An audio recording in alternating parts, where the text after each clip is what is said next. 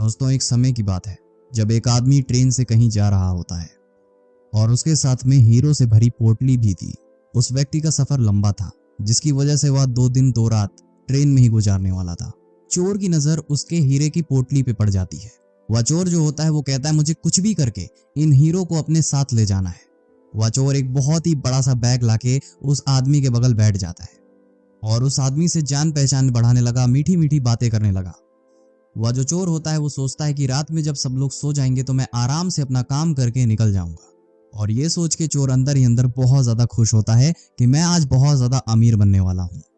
शाम में जब 7 बज रहे थे तो चोर सो जाता है, क्योंकि उसे रात में जागना होता है और वो कोई भी रिस्क नहीं लेना चाहता था। लेकिन जब उस व्यक्ति के सोने का समय आया, जब सबके सोने का समय आया, तो जिस व्यक्ति के पास हीरे होते हैं वह व्यक्ति अपने बैग से पोटली निकाल के दूसरे व्यक्ति के बैग में रख देता है, जहां किसी को शक भी ना हो।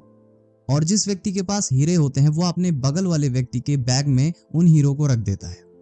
और जैसा कि कुछ देर पहले मैंने आपसे बताया कि उस व्यक्ति के बगल वह चोर ही बैठा होता है, तो यानी कि उस चोर के बैग में ही हीरा रख दिया जाता है। और ये चीज चोर को पता नहीं होती है, क्योंकि वो अभी तक सो रहा होता है। रात के जब 2-3 बजते हैं तो उस चोर को अपने प्लान के बारे में याद आता है कि मुझे हीरे लेके यहाँ से जल्दी से फरार होना है। वह चोर सबसे पहले देखता है कि कौन लोग जग रहे हैं, कौन लोग सो रहे हैं। और उसके आसपास के लोग, सारे लोग सो चुके थे, कोई एक सिंगल व्यक्ति नहीं जग रहा था।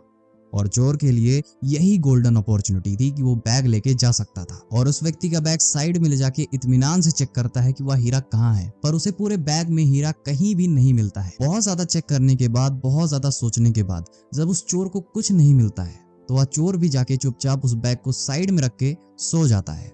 और जब वह चोर सो रहा होता है तब वह व्यक्ति जागता है और चोर के बैग से हीरे की पोटली निकाल के अपने बैग में फिर से रख लेता है। फिर जब सुबह होती है तो वह चोर फिर से जागता है और फिर वह देखता है कि इस व्यक्ति के पास तो हीरे की पोटली मौजूद है, लेकिन ये पोटली मुझे क्यों नहीं मिली। फिर वह सोचता है कि लगता है मैंने अच्छे से इस पोटली को चेक नहीं किया, हो सकता है मुझसे कोई भूल हो गई हो, मैं फिर से आज ट्राई करूंगा। और जैसे ही शाम होती है 7 बजे ही वह चोर सो जाता है, ताकि वह रात में उठ के फिर से अपने प्लान को अंजाम दे सके। और जब चोर सो रहा होता है तो वह व्यक्ति जिसके हीरे थे वह फिर से हीरो को निकाल के चोर के बैग में डाल देता है। उसके बाद जब 2-3 बज रहे थे फिर वह चोर आता है, उस आदमी के बैग को साइड में ले जाके इत्मीनान से चेक करता है, लेकिन फिर भी उसके हाथ में कुछ भी नहीं लगता है। और बहुत ज्यादा परेशान होने के बाद वह चोर फिर से जाके चुपचाप सो जाता है, बैग को उसकी जगह पे रख के। फिर वह व्यक्ति उठता है, चोर के बैग से अपनी पोटली को निकाल के फिर से अपने बैग में रख लेता है।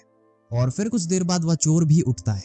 वह देखता है कि वो जो हीरे की पोटली है वो इसके बैग में ही मौजूद है, लेकिन वह चोर सोचता है कि जब मैं बैग को चेक करता हूँ तो मुझे क्यों नहीं मिलती है।